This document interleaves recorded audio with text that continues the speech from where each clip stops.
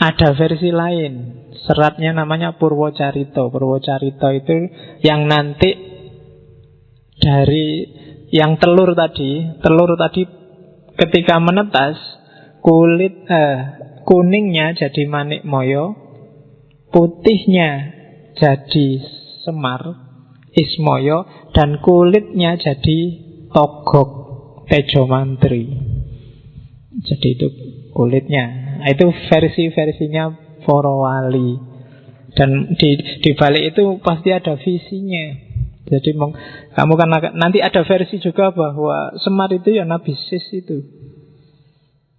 Jadi Nabi Sis itu keturunannya Adam yang tidak kembar. Adam itu punya anak 40 kali melahirkan Hawa itu dan kembar terus. Yang pertama tidak kembar ya Sis itu. Kalau di Barat disebut Set, tulisannya Set itu. Kalau di Jawa Set itu kan jelek. Sampah tidak terurai itu jadi Set. Tapi ada yang bilang ya Semar itu Nabi Sis itu. Oke. Versi-versi banyak. Cuma yang jelas sebenarnya orang Jawa menggambarkan Semar itu semacam, kalau bahasaku, kalau kalian menggambarkan Tuhan itu seperti apa dengan segala wataknya, terus gambarin Tuhan itu maha kuasa, maha penyiksa, maha opo, gambarlah. Dalam versinya orang Jawa, gambarnya akan muncul kayak gambari Semar itu. Jadi semacam personifikasi dari pandanganmu tentang Tuhan.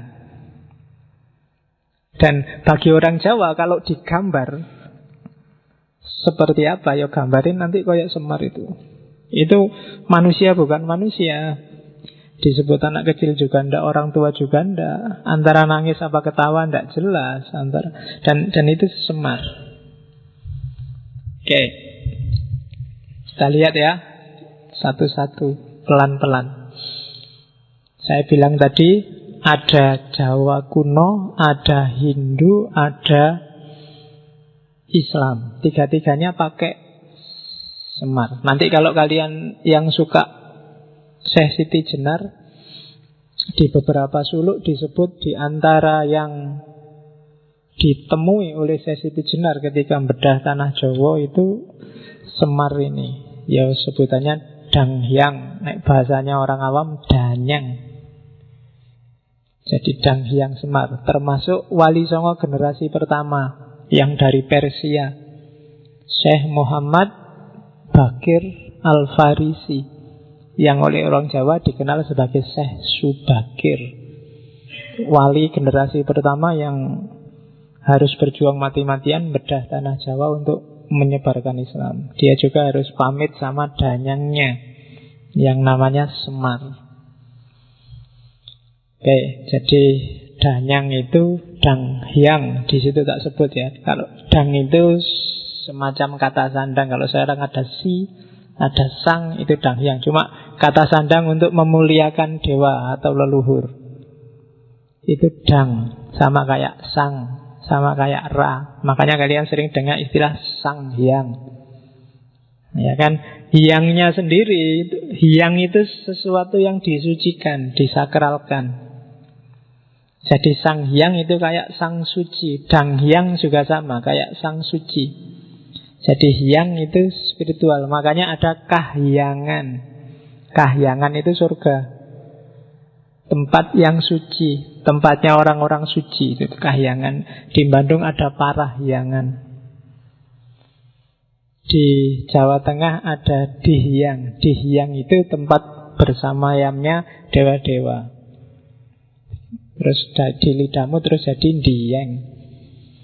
Ketika kamu menyembah, mengabdi pada yang suci, istilahnya sembah hyang. Dulu sembahyang itu disanggar, terus sama lidahnya orang Jawa jadi dilanggar. Jadi langgar itu agak pelesetan dari sanggar, bukan langgar bahasa Indonesia. Kamu biasanya kalau guyon kan gitu, Pak, sholat nomor 2 Pak, bisa dilanggar. Langgar itu bukan dilanggar terus kamu tidak sholat, tapi langgar itu dari asal kata sanggar. Karena dulu orang memuja dewanya ada di sanggar. Dan itu tokohnya adalah Dang Hyang Semar. Nanti di akhir sesi, semoga tidak kesusu-susu, saya ingin menjelaskan sedikit tentang filsafat ketuhanannya Dang Hyang Semar. Karena filsafat ketuhanannya Semar inilah yang memungkinkan orang Jawa dimasuki tradisi agama apapun bisa masuk. Jadi gaya Semar inilah gaya yang apapun tradisi, Hindu masuk, ya Hindu, Buddha masuk, Buddha, Tantrisme masuk, masuk Tantra, dan Islam masuk, ya Islam, Kristen masuk juga tidak apa-apa. Dan yang memungkinkan kondisi semacam ini itu sebenarnya filosofi ketuhanan gaya Semar. Bagi yang tertarik Islam Nusantara boleh disambungkan.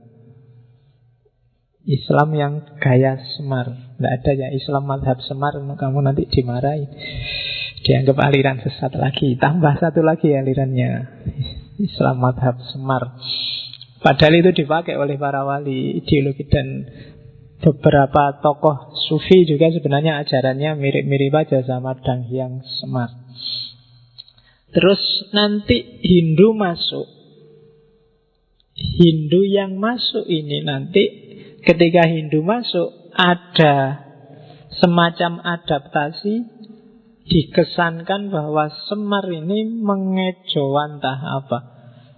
Menitis pada tokoh namanya Resi Agastya. Sebenarnya mungkin bukan nitis ya, karena Resi Agastya ini resi yang Siwa, alirannya Siwa yang dari India, yang memang dia dakwah kemana-mana sampai masuk ke Nusantara. Dan orang Jawa menyebut, yang sudah Hindu zaman itu menyebut, ya Resi Agastya itu Semar. Itu yang digambar itu patungnya. Jadi ya memang sosoknya agak mirip, perutnya agak buncit. Orang-orang sufi, orang-orang India yang Brahmana kan kadang-kadang gambarnya memang perutnya buncit. Ada pandangan bahwa kamu jangan minder kalau perutmu buncit. Justru buncit itu menunjukkan kamu sehat. Kamu carilah bayi yang perutnya six pack, tidak ada. Ya kan? Bayi yang sehat itu perutnya agak jendil sedikit. Justru itu sehat. Katanya gitu nih, aku ya orang ngerti. Perutku ya nggak tahu six pack apa 12 pack, aku nggak ngerti. Yang penting jangan keluwen gitu aja ya, urusan perut. Nah, Resi Agastya ini salah seorang resi besar zaman itu yang antara lain dia masuk ke Jawa. Dan bagi orang Hindu zaman itu, dia dianggap, ya ini Semar itu. Nanti ada candinya di Malang. Karena zaman itu ada seorang raja namanya Gajayana, yang nama Gajayana ini nanti dijadiin stadion di Malang, yang bikin kuil khusus untuk Resi Agastya plus patungnya. Nanti kamu cari, saya lupa nama desanya, saya tak ingat kecamatannya, Kecamatan Dau. Di sana ada candi namanya Candi Badut. Candi Ba itu artinya bintang, Dut itu dari diut. Diut itu artinya cahaya. Dan itu dipersembahkan untuk Resi Agastya. Kenapa kok sekarang kalau kamu ulang tahun ngundang badut? Karena badutlah yang bisa bikin orang ceria. Pikiranmu jadi terang, tercerahkan, nggak sumpek. Meskipun terus konotasinya balik 180 derajat sekarang. Candinya lucu, namanya Candi Badut. Karena sosok orangnya ya semacam itu. Oke, gambarnya kan lucu memang. Susunya besar, meskipun tidak pakai BH. Terus ya kalau cowok kan masuk pakai BH.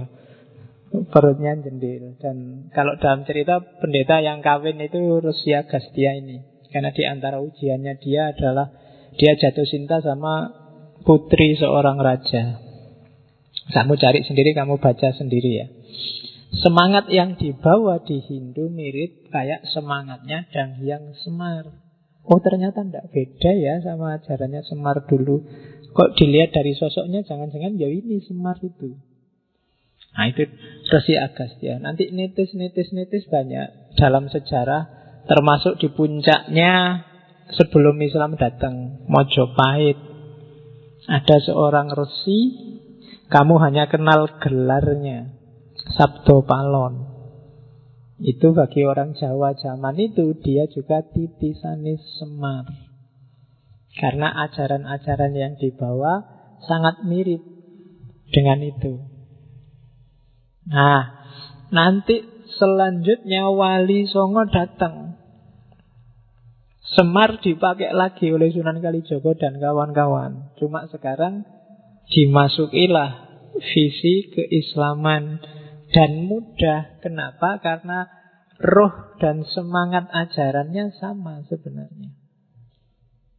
Yang beda mungkin fisik lahiriah penyembahannya, tapi ruhnya sama. Maka dengan mudah Sunan Kalijogo dan kawan-kawan mengadaptasikan Semar dan kawan-kawan masuk ke cerita Mahabharata dan Ramayana, meskipun aslinya nggak ada, tapi dimasukkan di sana. Ya termasuk yang serat-serat tadi. Serat pertama sebenarnya yang cerita tentang Semar itu ada serat namanya Serat Sudomolo. Selat Sudomolo ini cerita yang nanti melahirkan tradisi ruwatan. Ya kamu cari sendiri isinya. Di situ nanti Semar muncul sebagai yang momong Sadewo. Sadewo itu Pendowo yang paling ragil. Yang dia ini nanti yang satu-satunya yang bisa membebaskan Betari Durga dari kutukannya. Betari Durga itu awalnya istrinya Betara Guru, cuma karena dimarahi oleh Betara Guru karena diajak main tidak mau.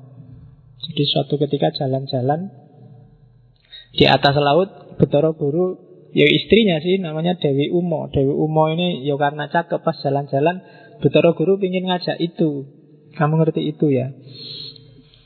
Ya, karena pengen ngajak, cuma Dewi Umo tidak mau, di luar di atas laut ya malu toh yo. Nah, terus saking nafsunya sampai air maninya Betara Guru netes ke laut. Dan dari situ nanti lahir namanya Betara Kala. Nah, terus Betari Uma ini yang nolak dimarahi sama Betara Guru, terus dikutuk jadi raksasa perempuan namanya Betari Durga. Nanti dia kalau diwayang punya keraton namanya Gondomayit. Dan yang bisa membebaskan dia dari kutukannya itu ya Betari Durga ini, si Sadewo ini. Cuma kan nggak gampang untuk bebas dari kutukan. Yang ngawal, yang ngasih nasihat terus menerus ini Semar. Dari situ nanti lahir ruwatan. Biasanya ceritanya ya cerita ini kalau wayang ruwatan. Nggak boleh sembarangan, ada tradisi sakralnya. Sebenarnya banyak makna-makna simbolik. Ya kapan-kapan kalau ada sesi lowong kita belajar filsafat wayang.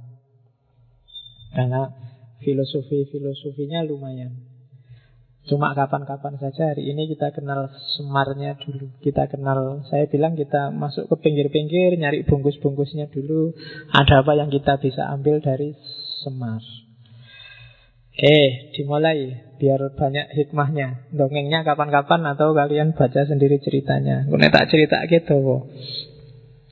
Karena ceritanya kalau wayang itu kan satu cerita itu bisa dinarasikan. Padahal ceritanya pendek. Kalau kamu tulis paling bisa 2-3 halaman kuarto. Tapi begitu nyampe di mulutnya seorang dalang, dia bisa jadi semalam. Jadi itu sekedar cerita bagaimana Gatot Kaca gugur itu tak jelasin 5 menit selesai. Tapi kalau dalang, tewasnya Gatot Kaca itu bisa jadi 1 malam. Ganti adegan. Dan itu tidak sembarangan. Jadi dalang termasuk kesenian yang tidak bisa dipelajari. Butuh bakat dan tirakat. Tidak semata-mata kamu hafal dialognya kayak sinetron atau kayak film. Hafal dialog aja nggak cukup. Ngerti cerita aja nggak cukup. Itu kalau bahasanya Syed Hussein Nasr itu semacam seni sakral yang tidak sembarangan orang bisa. Kita lanjutkan. Kita selusuri dikit-dikit ada filosofi apa yang mungkin berguna untuk hidup kita dari si Semar ini. Saya bilang tadi, Semar adalah narasi, adalah deskripsi orang Jawa tentang seperti apa sih ketuhanan dan kebertuhanan itu. Kita awali dari namanya, Semar. Yes, sebenarnya kata-katanya jelas dari kata-kata samar. Nama aslinya kan Ismoyo, karena memang dia maya. Bandingkan dengan Betara Guru. Betara Guru itu jadi kebalikannya Semar. Kalau Semar dia tidak jelas, tapi orang yang masuk ke situ dia akan dapat banyak mutiara terpendam yang luar biasa. Di balik Semar ada banyak hikmah. Kebalikannya Betara Guru. Kalau Betara Guru saudaranya itu kan gelarnya Manik Moyo. Manik Moyo, manik itu mutiara.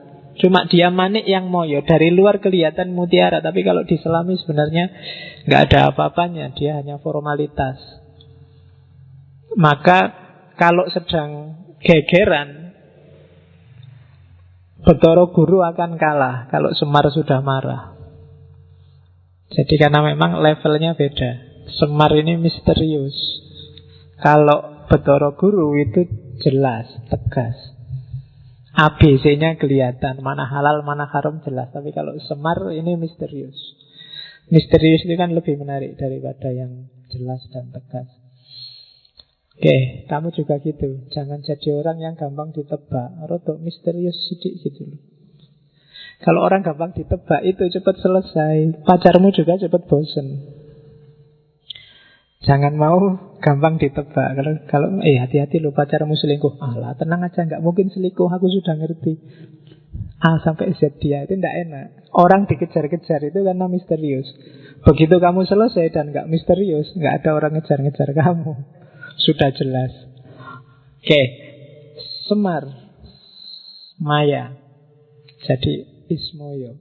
Orang selalu nebaknya salah kalau berhadapan dengan Semar. Dianggap A ternyata B, dianggap ketawa ternyata nangis, dianggap berdiri ternyata duduk, dianggap seneng ternyata susah, dianggap jadi maya. Oke, itu dari sisi sosok dia. Tapi dari sisi fungsinya dia sering disebut Bodronoyo. Bodronoyo, Ki Lurah Bodronoyo. Saya lupa, di Facebook kelihatannya banyak yang pakai nama Bodronoyo. Meskipun ngerti karepe apa ndak aku ya ora paham. Jadi Bodronoyo itu dari kata-kata bodro, bebodro. Bebodro itu membangun dari bawah, dari pondasi. Kalau noyo kebalikannya, utusan dari atas.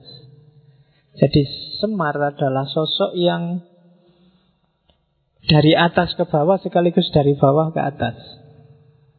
Dia membangun dunia, tapi hakikatnya dia bukan orang bawah, tapi orang atas. Jadi dia ini utusan sekaligus orang biasa. Dia ini berusaha sendiri sekaligus dibantu dari atas. Makanya Semar Bodronoyo. Dan tidak mudah jadi semacam ini. Orang biasanya salah satu. Kalau kiai-kiai, para ulama, para wali itu biasanya noyo, nayoko. Dia dapat ilham, dapat wangsit dari atas terus jadi. Atau kayak kita yang awam itu biasanya bodro. Kita dari bawah, belajar sendiri, nyari hikmah sendiri, sinau sendiri. Tapi kalau Semar dua-duanya. Dalam banyak cerita bahkan Semar nantang kahyangan. Itu kan nantang yang atas. Namanya akan disebut Semar Gugat. Jadi Semar Gugat itu Semar tidak terima kalau ada skenario dari para pimpinan dalam tanda petik termasuk Betara Guru yang di kahyangan yang tidak adil. Kalau dia sudah merasa semacam itu, biasanya terus dia melakukan gugat. Kalau Semar sudah gugat, nggak ada yang berani ngelawan. Dan itu biasanya personifikasi terus sama orang-orang sering ditafsirkan kalau ada rakyat marah dan demo, itu versi Semar yang gugat, orang kecil yang marah. Tapi sebenarnya Semar nggak sekedar orang kecil.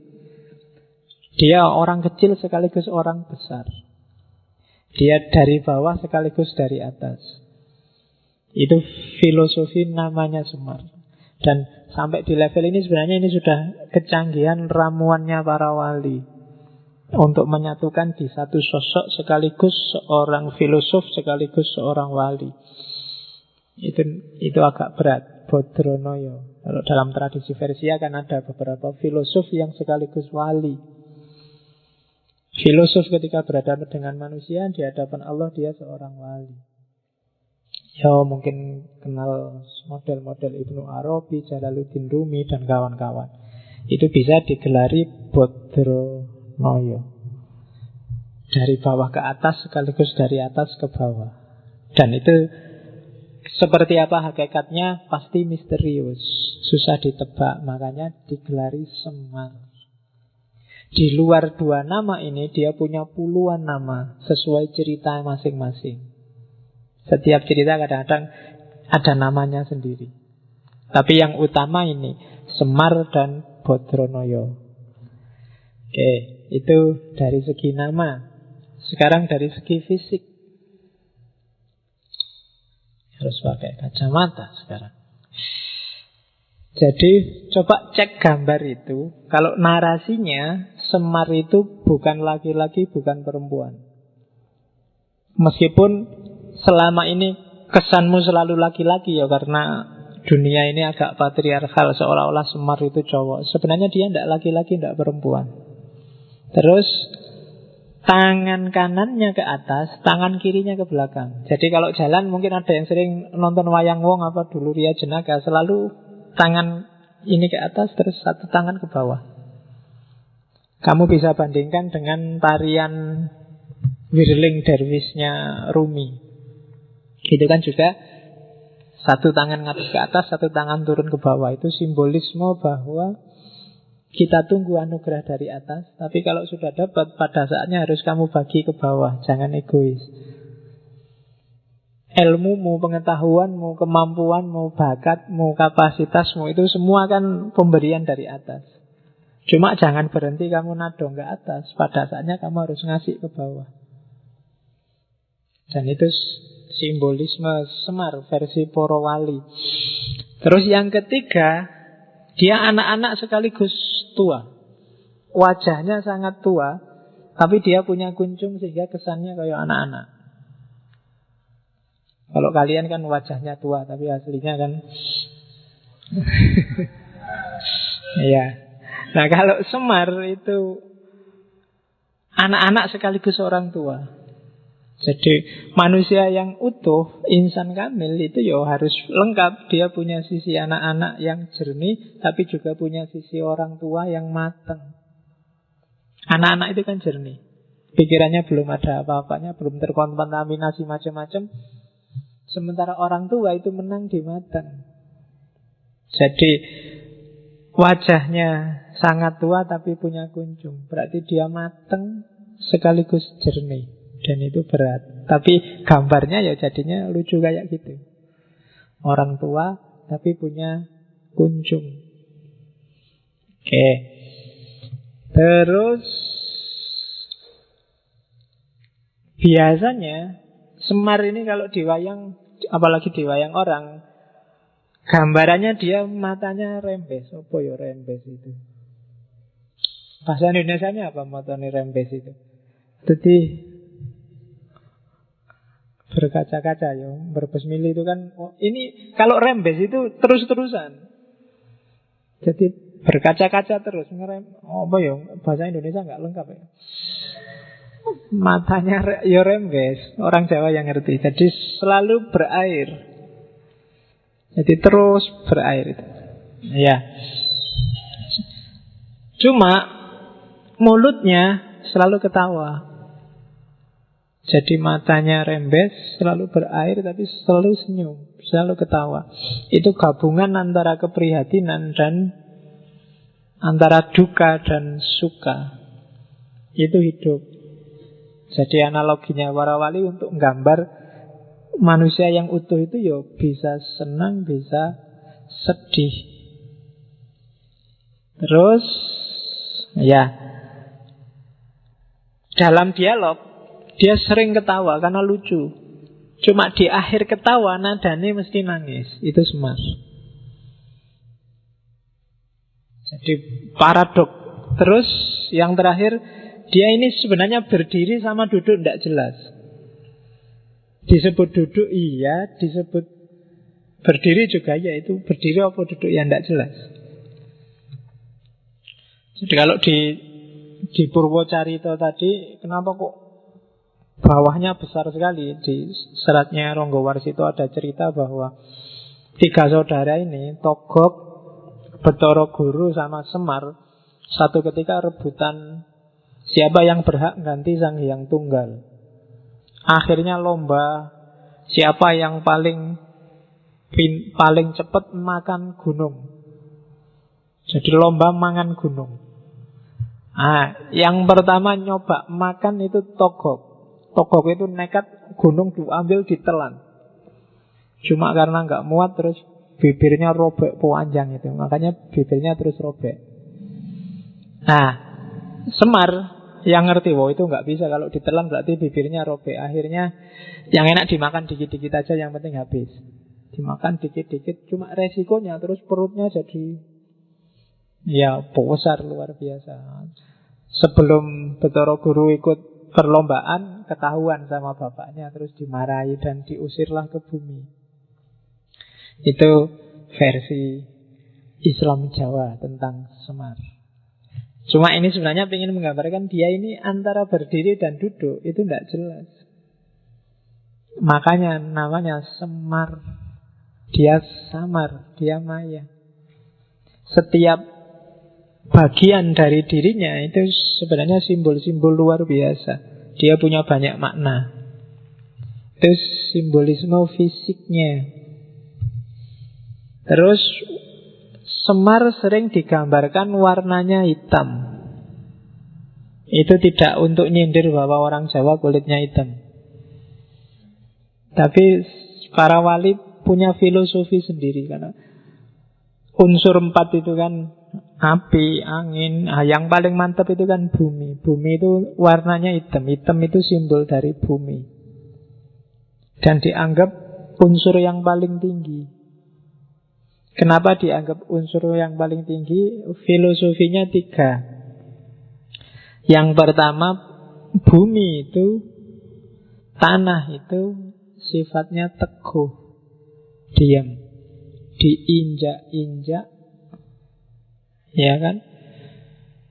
Dijarah-jarah, kamu apain aja tanah itu tetap teguh.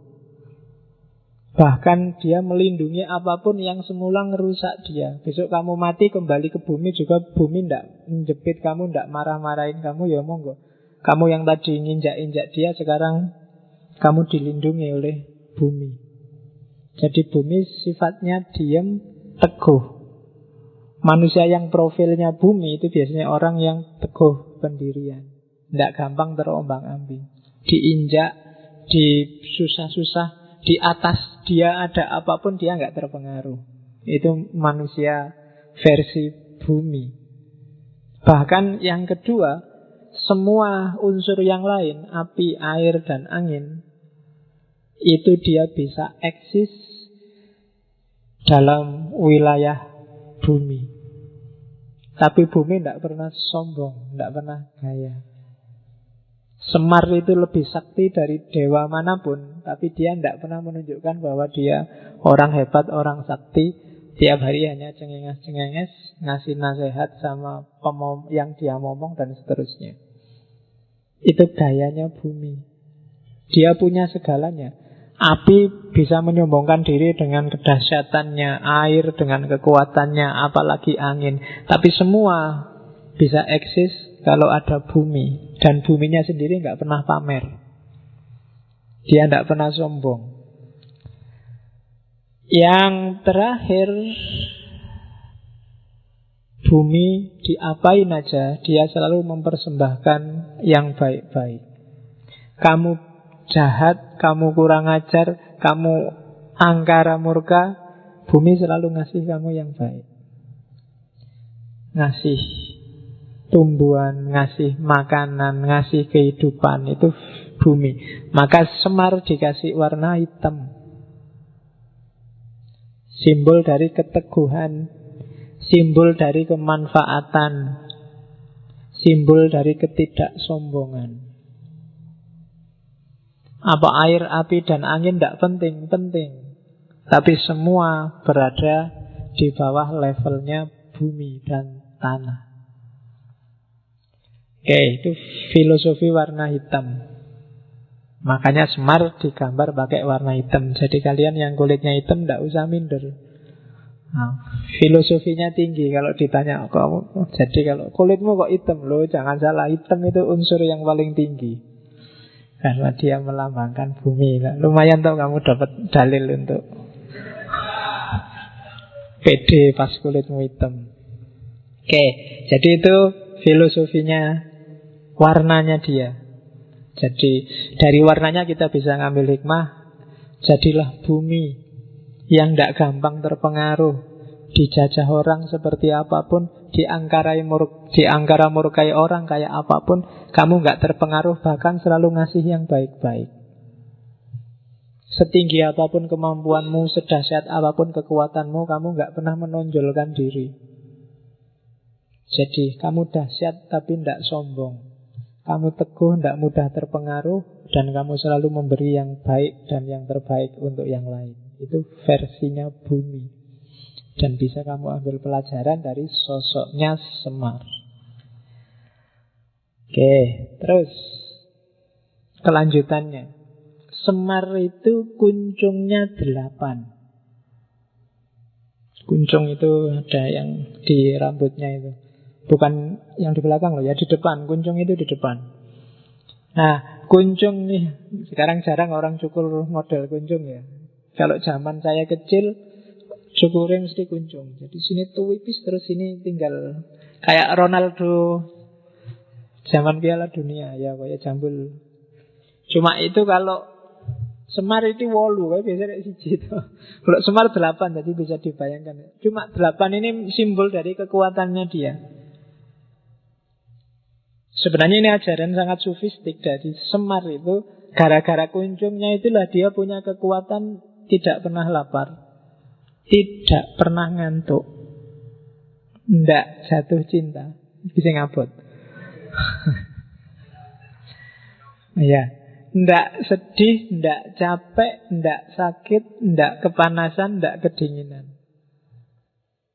Ini sebenarnya mau bilang bahwa Semar tidak terpengaruh oleh apapun di luar dirinya.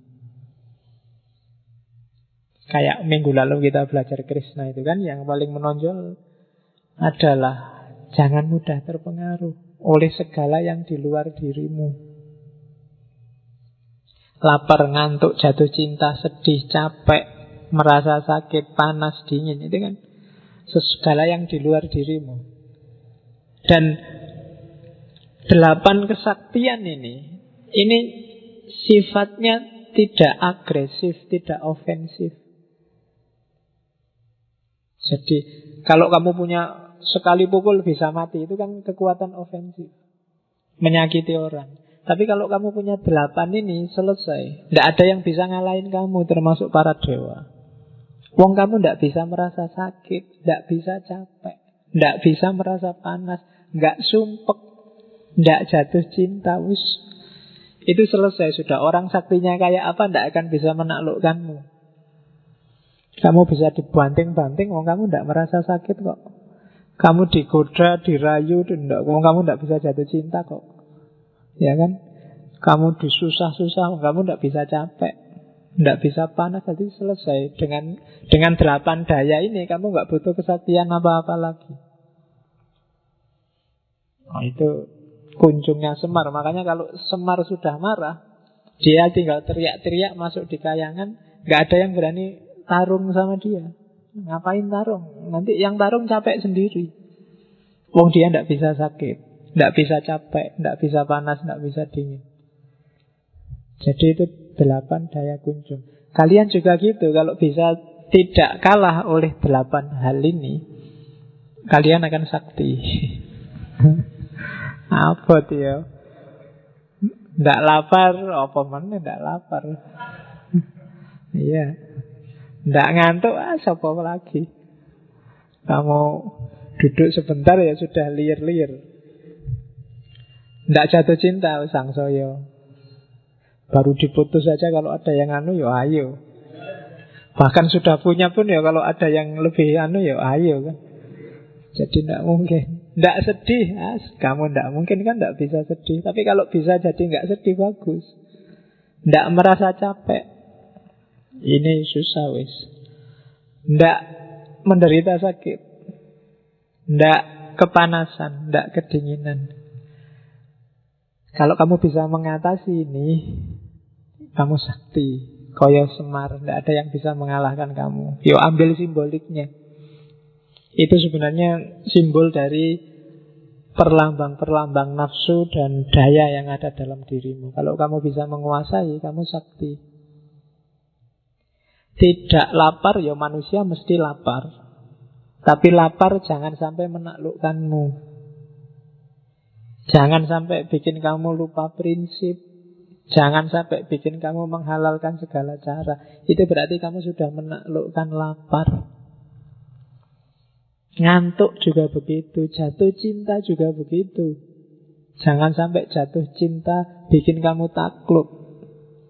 Jangan sampai rasa suka pada yang lain bikin kamu mengorbankan banyak prinsip hidup yang bagus yang lain.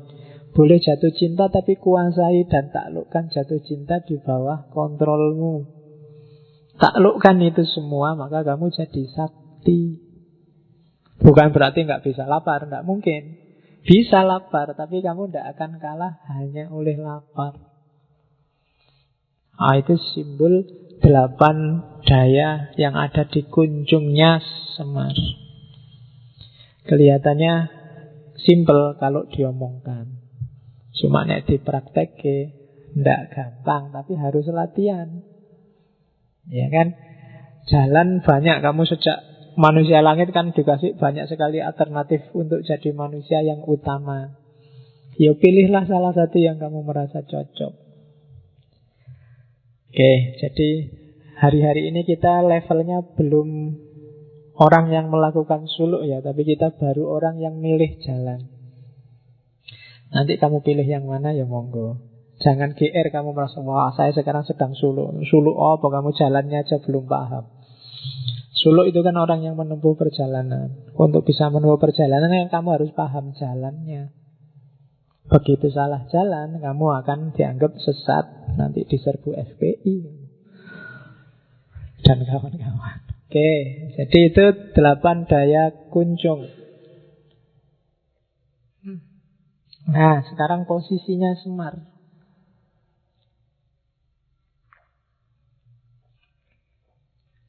Yang pertama, Semar, dari semua orang tadi kan jelas paling tidak dia punya 2 posisi. Dia dewa yang kamanungsan. Jadi dewa yang memanusia. Jangan salah, orang Jawa lebih suka dewa yang memanusia daripada manusia yang mendewakan diri. Itu sebabnya orang Jawa lebih suka Siwa daripada Wisnu. Kemarin cerita Krishna. Krishna itu kan Wisnu. Krishna itu kan manusia yang mendewa. Aslinya manusia, anaknya manusia biasa yang mendewa jadi dewa. Beda sama Siwa. Kalau Siwa ya dewa, turun ke bumi dia sebagai dewa. Kalau di wayang Siwa itu kan jadi Betara Guru itu. Jadi orang Jawa lebih suka dewa yang memanusia dibandingkan manusia yang mendewa. Kalau ditarik ke dunia yang sekuler, berarti orang Jawa lebih suka pemimpin yang merakyat daripada rakyat yang gaya jadi pemimpin. Jadi makanya Semar lebih disukai. Dan agama besar sebelum Islam kan Siwa Buddha, bukan Wisnu Buddha. Jadi dari Hindu cuma diambil Siwanya. Karena orang Jawa lebih suka dewa yang kamanungsan, bukan manusia yang mendewakan diri. Oke. Jadi lebih bagus kamu merasa jadi manusia biasa dengan kualitas dewa, ya kan, daripada kamu merasa jadi dewa dengan kualitas manusia. Nanti kamu pikir sendiri ya kalimat itu. Itu mikirnya harus panjang menafsirkan itu. Jadi dewa kamanungsan. Hari ini banyak orang yang lebih suka ngaku dewa dengan kualitas manusia biasa. Ngaku dewa itu ngaku dadi orang soleh, ngaku dadi orang pinter, ngaku dadi ustadz, ngaku dadi, kan banyak yang ngaku. Jadi jangan panik dengan orang yang ngaku-ngaku jadi dewa, karena itu cuma ngaku. Dewa yang sejati hakikatnya pasti samar, maya. Tidak sembarangan orang bisa menangkap. Makanya kalau dalam kajian Sufi ada debat panjang, apakah seorang wali itu ngerti kalau dirinya wali. Karena begitu dia ngerti kalau dirinya wali, kewaliannya dipertanyakan. Oh, itu susah itu, bulat itu kalau di tasawuf diskusinya tidak selesai-selesai.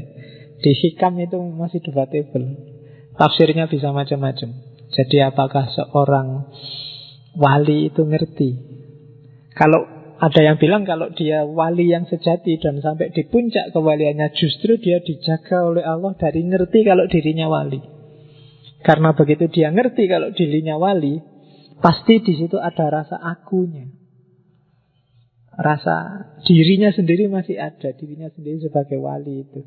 Dan itu semacam kesombongan. Dan kalau orang masih ada bibit itu, sebenarnya dia belum wali. Maka siapapun yang merasa wali pasti belum wali. Oh, itu susah itu ilmu nih.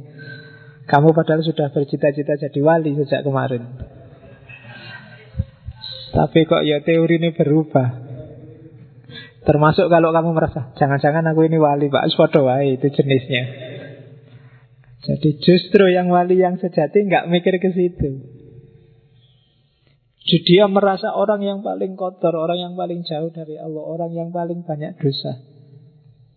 Justru itu. Jadi semakin kamu mengklaim dirimu benar, paling dekat dengan Allah, paling bagus, paling soleh, itu alamat bahwa kamu belum di apapun yang kamu klaim.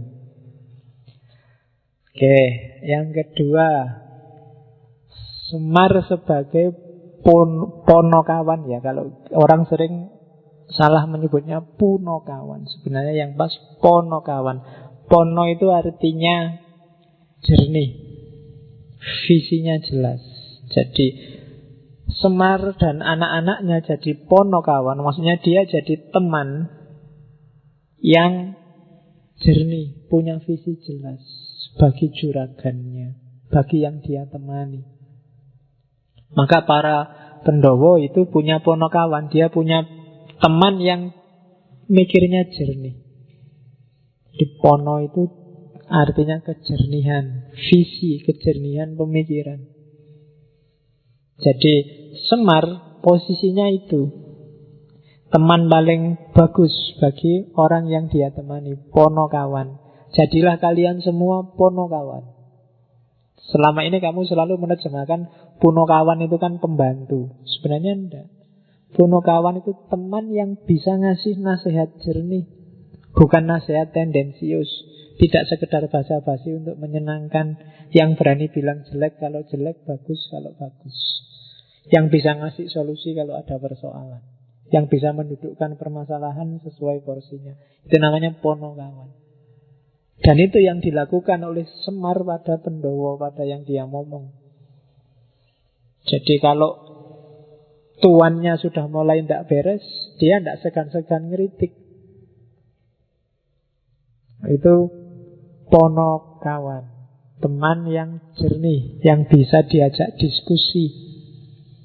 Kalian semua harus jadi ponokawan bagi teman kalian, saling memponokawani, saling menjernihkan. Jadi bukan puno. Biasanya di banyak buku pakai istilah puno. Oke, jadi posisinya Semar itu, dia seorang dewa kamanungsan, tapi sekaligus dia sebagai ponokawan. Oke, terus jingle. Tulisannya jingle, macamnya jingle. Jingle itu dalang manapun setiap kali menampilkan Semar, kalimat pertama yang diucapkan pasti itu. Bergegek, ugek-ugek, mel-mel, sakndulit. Kadang-kadang dibaca sakndulito, langgeng.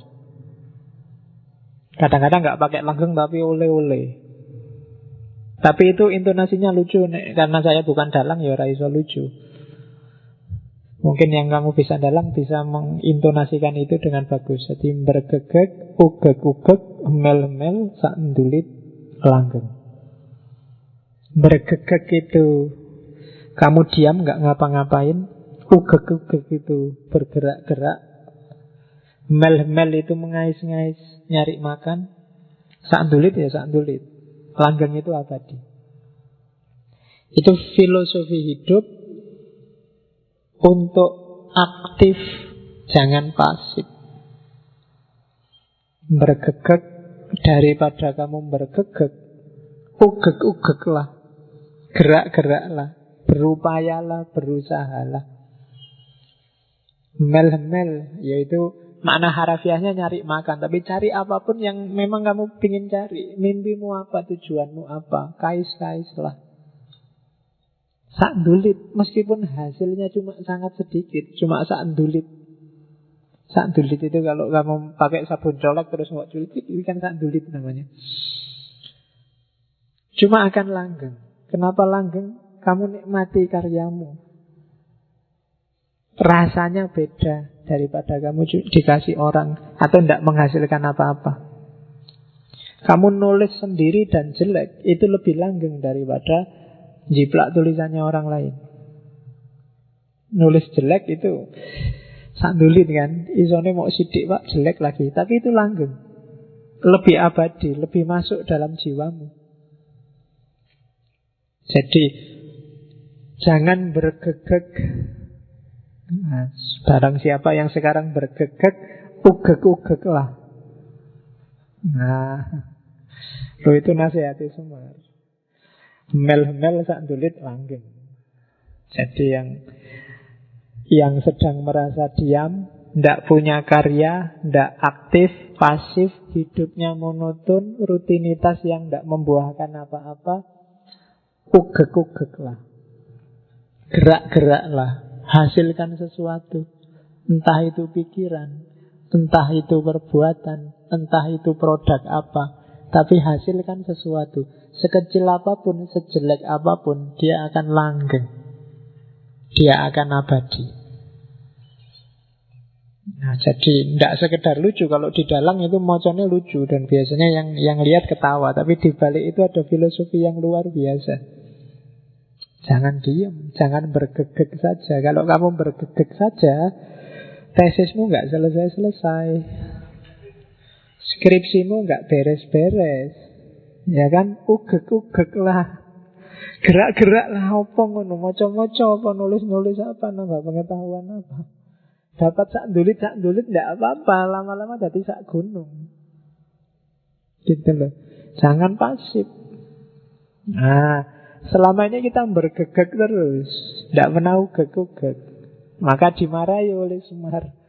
Bergegek tapi ugek-ugek. Jadi jinglenya itu, saya sebut jingle karena ini sering sekali diucapkan oleh Semar. Mau ngomong apapun, dia diawali dengan ini. Kadang-kadang di sela-sela ngobrol dia ngomong ini. Bergegek, ugek-ugek, mel-mel, sakndulit, langgeng.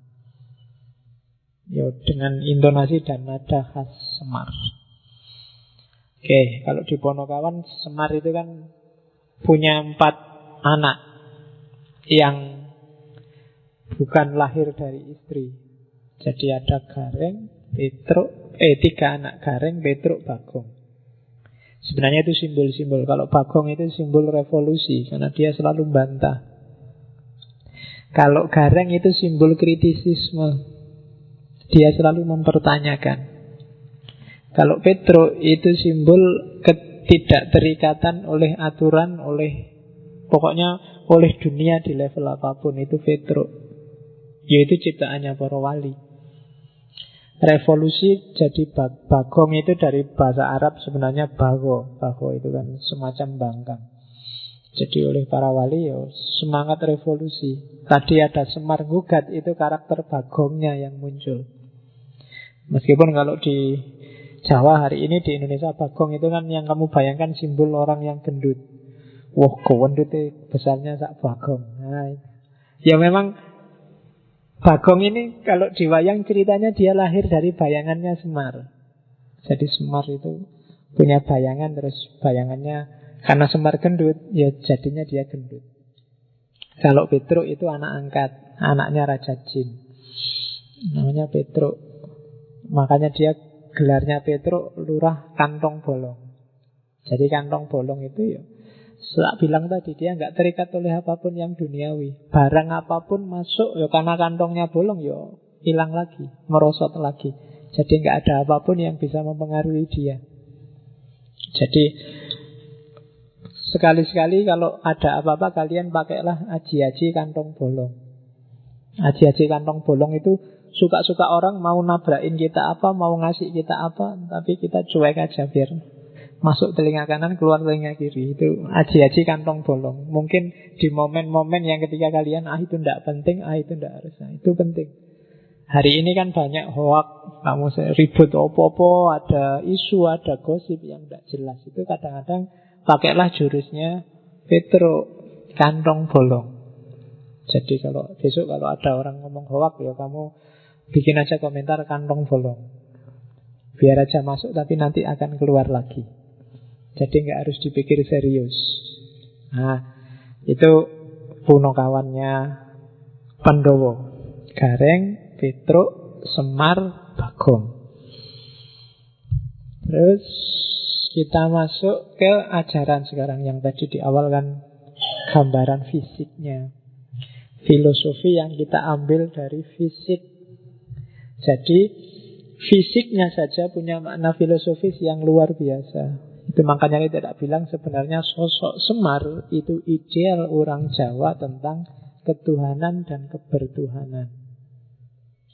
Nah, sekarang kita lihat ajaran-ajaran dan yang Semar yang tadi berpengaruh di orang Jawa, baik melalui Hindu maupun melalui Islam.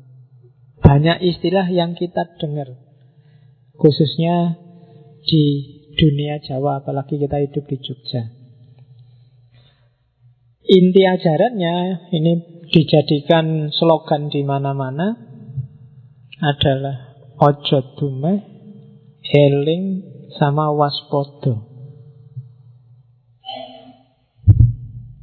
Jadi hidup kita harus punya pondasi 3 hal ini.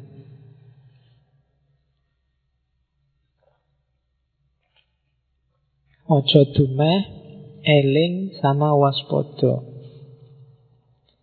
Ojo dumeh itu sikap mental, eling dan waspodo itu pikiran. Jadi ojo dumeh itu makna harafiahnya jangan mentang-mentang.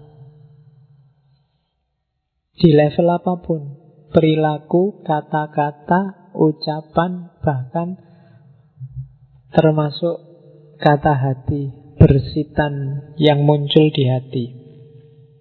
Jangan mentang-mentang, ojo dumeh. Mentang-mentang cakep terus gonta-ganti pacar, itu ojo dumeh. Mentang-mentang pinter terus minteri kancane, itu ojo dumeh. Mentang-mentang banyak kan kamu mentang, bahkan kadang-kadang kan kamu jelek aja mentang-mentang. Ya kan, mentang-mentang jelek kayak ini kan, gitu ada kan. Oke, mentang-mentang jomblo, kan ada. Banyak loh kamu mentang-mentang itu. Kamu bisa nyari contoh sendiri sebanyak mungkin. Oke kan, kadang-kadang miskin aja kan mentang-mentang. Saya miskin loh, saya ini termasuk golongan orang yang tertindas loh, saya ini mentang-mentang gitu, mentang-mentang miskin. Hati-hati, ojo dumeh. Jadi yang bisa mentang-mentang itu enggak cuma yang kaya. Jadi begitu kamu larut oleh kondisimu saat ini dan kamu jadikan dia modus untuk kepentinganmu yang sementara, itu biasanya sudah dumeh. Ojo dumeh. Betul. Mentang-mentang ndak lulus kuliah terus, itu kan mentang-mentang. Ya kamu teruskan sendiri.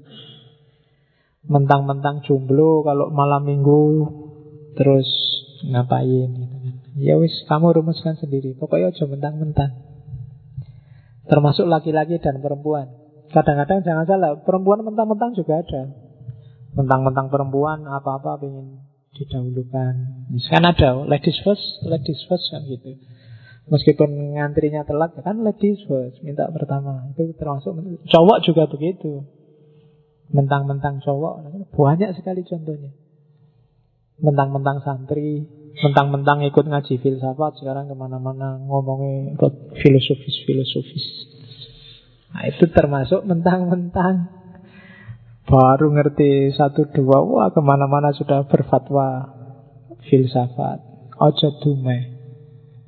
Oke, sejauh mana itu dumeh apa enggak, kalian yang bisa ngukur. Karena ukurannya itu tidak bisa materinya, tapi sikap batinmu. Hal yang sama mungkin mentang-mentang di yang satu, tapi di yang satu sebenarnya enggak. Pinjem uang misalnya, karena kamu tidak punya duit terus pinjem uang. Gayamu pinjem uang, sikap batinmu pinjem uang, itu akan menunjukkan kamu mentang-mentang apa enggak.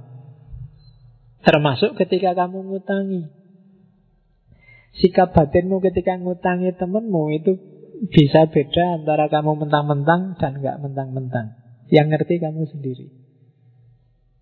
Jadi ojo dumeh. Yang kedua, gimana caranya Pak biar saya nggak dumeh? Eling. Selalu hadirkan Tuhan dalam hidupmu. Selalu hadirkan yang sejati di kepalamu. Kalau dia hadir terus, biasanya kamu terhindar dari dumeh. Lawan paling gampang dari dumeh itu ikhlas. Dan untuk bisa ikhlas, kamu harus eling. Selalu hadirkan Allah setiap mau ngambil keputusan. Selalu masukkan dia di hatimu dan di kepalamu. Itu namanya orang eling. Eling itu kalau dalam konotasi Jawa tidak sekedar kamu ingat dia ada, tapi dia berpengaruh dalam hidupmu. Misalnya kamu ingin membela agama, terus kamu mukul orang, ngeprok-ngeprok toko. Kalau ditanya, mbok ingat Allah, mesti ngomong, ini karena saya ingat Allah, ingin bela Allah. Tapi itu ingat dan bela Allah hanya di mulut. Allah tidak hadir dalam hidupmu, karena nggak mungkin Allah semacam itu. Ketika kamu mencaci maki misalnya, apalah orang yang nggak cocok alirannya sama kamu. Ketika kamu maki-maki ini, meskipun kamu merasa ini demi Allah, ini demi kejayaan agama, tapi perilakumu tidak menunjukkan bahwa kamu sedang eling. Karena kalau kamu eling, kamu tidak mungkin berani maki-maki. Kamu tidak mungkin berani mukul-mukul, tidak mungkin berani melecehkan orang. Kamu akan malu. Kenapa ada Allah dalam hidupmu? Jadi itu gunanya eling. Ojo dumeh, eling. Terus yang ketiga waspada. Waspada itu hati-hati, tidak sembrono. Kenapa harus waspada? Jangan-jangan yang kamu tadi eling, yang kamu lakukan tidak cocok, bikin malu kalau ketahuan sama yang kamu eling tadi. Maka hati-hati. Jadi sekali-sekali tidak sholat nggak apa-apalah, nggak ada yang cerewet ini. Tapi nggak enak ya. Katanya kan itu eling dan waspada. Jangan-jangan hanya gara-gara salah kecil ini terus Allah tidak berkenan. Terus Tuhan tersinggung, marah sama aku, susah nanti. Itu waspodo namanya. Jadi eling dan waspodo itu biasanya satu paket. Orang yang tidak waspodo biasanya gampang kehilangan elingnya. Orang yang selalu eling itu biasanya cenderung untuk waspodo. Jadi ojo dumeh, eling dan waspodo. Itu yang jadi basis ajaran. Kalau di filsafat Jawa biasanya dikonotasikan sama Semar. Oke, terus sikap mentalnya apa yang utama? Itu ada 3. Tadah, peradah, dan yang ketiga ora wegah. Tadah itu sikap mental yang dikasih apa aja, ayo ndak apa-apa, ndak komplain, ndak mengeluh, selalu bersyukur. Itu namanya tadah. Jadi kalau di agama mungkin semacam qanaah. Itu tadah. Dikasih apa aja ya. Dapat sedikit alhamdulillah, dapat banyak alhamdulillah. Alhamdulillah Pak, saya malam ini ngaji ndak ngerti apa-apa belas. Itu alhamdulillah, ndak apa-apa. Itu namanya tadah. Berarti Allah belum mengizinkan saya ngerti sesuatu. Mungkin memang belum waktunya. Alhamdulillah, itu tadah. Alhamdulillah Pak, saya sudah lulus 3 tahun yang lalu. Cuma pacar belum dapat-dapat. Ndak apa-apa, tadah. Mungkin Allah belum mengizinkan aku dapat pacar. Mungkin dengan jomblo aku bisa lebih dekat sama Allah. Wow. Ya apa-apa lo kan bisa digiring ke sana. Itu tadah. Terima kasih ya Allah, kamu ndak ngasih aku kesempatan untuk banyak dosa dengan jomblo misalnya. Lo itu tadah namanya. Jadi ndak ada yang ndak bisa disyukuri bagi orang yang punya sikap mental tadah.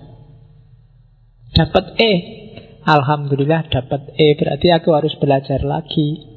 Memang aslinya aku belum ngerti apa-apa sih, kalau dikasih A malah keliru. Harusnya memang E biar tak sampai aku ngerti terus dapat A. Itu namanya tadah. Kamu bisa nyari momen apapun yang paling sedih, paling tidak enak, tapi kalau sikap mentalmu tadah, tidak ada yang bikin kamu sedih. Kamu akan selalu bersyukur. Alhamdulillah dikasih sakit, berarti oleh Allah disuruh istirahat. Allah berarti masih sayang, ada kesempatan ngurangi dosa. Ada banyak. Tergantung sikap mental. Tapi kalau sikap mentalmu penuntut dan pengeluh, dapat apa saja kamu akan nuntut dan ngeluh.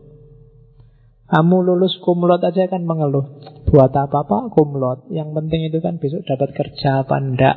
Apa sih gunanya kumlot? Lu kumlot itu lo mengeluh. Iya kan? Kamu sudah dapat kerja juga ngeluh, Pak kerja kayak gini hasilnya nggak seberapa Pak, paling cukup buat makan lah. Kalau besok mau punya istri, punya anak dikasih apa Pak? Ngeluh. Loh itu sudah dapat kerja, apalagi kalau kamu nggak dapat kerja. Yang salah bukan dapat kerja atau enggak, kumlot apa enggak, tapi sikap mentalmu yang keliru. Maka katanya Semar harus tadah. Tidak ada yang nggak bisa diambil hikmahnya, tidak ada yang nggak bisa disyukuri. Itu sikap mental. Yang kedua peradah. Berhadapan dengan yang atas tadah, dengan horizontal lingkungan sekelilingmu itu peradah. Mentalmu adalah mental memberi. Jangan punya mental minta-minta dan mudah menerima. Kalau di agama tangan di atas lebih baik daripada tangan di bawah. Itu peradah. Memberi nggak harus uang, ngasih nggak harus sesuatu. Minggu lalu kan di Krishna itu bahkan senyum pun sedekah. Peradah. Apa yang kamu punya kasih ke orang lain. Yang tehnya masih ada, sebelahnya sudah kosong gelasnya, boleh teh mas. Nah, kalau temennya nggak malu kan, ya sini tak ambilnya gitu. Tidak apa-apa, itu namanya prada. Jiwanya jiwa sosial. Jadi kalau sama Allah menadahkan tangan, sama lingkungan sekeliling ngasih. Sama Allah tangan di bawah, sama manusia yang lain tangan di atas. Jangan dibalik. Sama Allah kamu tangan di atas, jadi Allah itu kok perintah terus tiap hari. Ya Allah, saya kumlot loh ya. Ya Allah, pacar cantik loh ya. Ya Allah diperintahi tiap hari. Sama Allah kamu tangan di atas. Sama manusia kamu tangan di bawah. Pak, mohon kebijaksanaannya Pak. Pak, mohon kualik. Jadi sama Allah itu tadah, sama manusia yang lain prada. Dan yang ketiga, ojo males, ora wegah. Sumber persoalan saya sering bilang itu males. Jangan males. Tidak usah milih-milih pekerjaan. Kadang-kadang kamu nyembelikan Allah, bikin kayak gitu aja. Nanti besok kalau sudah mau waktunya digarap sebentar aja selesai. Itu biasanya terus jadi sumber masalah. Jatahku presentasi masih lama, besok aja kalau deket. Itu biasanya terus masalah. Karena waktunya kamu bikin, printernya error. Waduh, listriknya mati. Waduh, itu salahmu dewe. Karena kamu selama ini males, ora wegah. Jangan wegahan. Kalau bisa dikerjakan hari ini, kerjakan hari ini. Jangan ditunda-tunda. Besok ngerjain yang lain masih banyak. Fa'idha faroghta fansab, kan katanya agama gitu. Kalau selesai ganti kerjaan yang lain masih banyak. Tidak mungkin manusia itu nganggur. Jadi kalau ingin jadi manusia utama, kalian harus punya sikap mental utama. Sikap mental utama itu apa? Tadah, peradah, terus ora wegah. Oke. Terus ada 4 pilar ajarannya dari naskah-naskah yang ngomong tentang Semar. Saya tidak akan jelaskan detail satu-satu ya, panjang lebar, tak jelasin sekilas-sekilas. Beberapa kalian sudah paham. Yang pertama, sering sekali disebut manunggaling kawula Gusti. Hakikatnya saya sebut itu setara karena konsepnya mirip dengan ittihad, hulul, wahdatul wujud, fana dan baqo. Ittihad itu dari bawah ke atas. Jadi ittihad itu usaha seorang hamba untuk menyatukan diri dengan Tuhan. Jadi bersatu. Kalau sudah bersatu ya biasanya manusianya hilang. Kancanya lawannya ittihad itu hulul. Kalau hulul dari kata-kata hal lah. Kebalik, kalau hulul Tuhannya yang masuk ke dalam diri manusia. Tuhan merasuki manusia. Kata-kata merasuki ini sering banget disalahpahami, terus dianggap manusianya jadi Tuhan. Sebenarnya nggak serumit itu. Kalau kamu berpikir yang ada di pikiranmu, yang jadi pertimbangan kesadaranmu itu selalu Allah, itu sama dengan Allah manjing dalam dirimu. Ketika kamu mau melakukan apa saja, pertimbangannya Allah, itu hulul. Kamu jadikan, ketika kamu melihat sesuatu, kamu mikir, ini yang diridhoi Allah apa enggak, melihat yang kayak gimana sih? Ini ngomong yang menurut Allah baik kayak gimana sih? Ini bersikap pada teman yang menurut Allah baik kayak gimana sih? Bersikap pada guru yang menurut Allah baik kayak gimana sih? Kalau hidupmu modusnya semacam ini, itu sama dengan Allah bertempat dalam dirimu. Jadi tidak harus roh sama roh, rohnya manusia sama rohnya Allah jalin bersatu, terus wahdatul wujud, terus sesat, terus kafir-kafiran. Tidak. Jadi persatuan terjadi ketika modus hidupmu adalah modus hidupnya Allah. Berarti kamu sekarang sudah jadi manusia Allah, manusia langit. Karena orientasimu selalu ke atas. Nah itu Gampang-gampangannya itu.